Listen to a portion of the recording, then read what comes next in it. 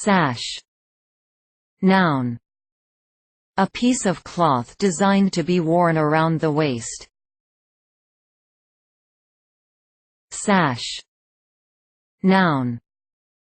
A decorative length of cloth worn over the shoulder to the opposite hip, often for ceremonial or other formal occasions.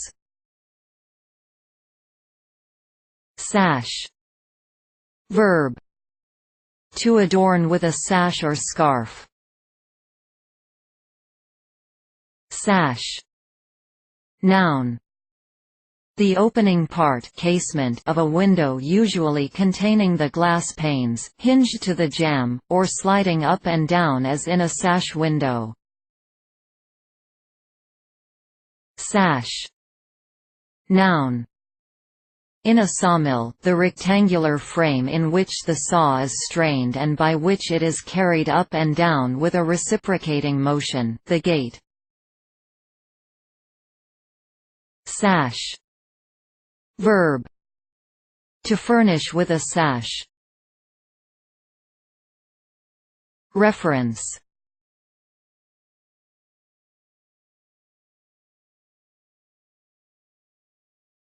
Please support us with your subscription.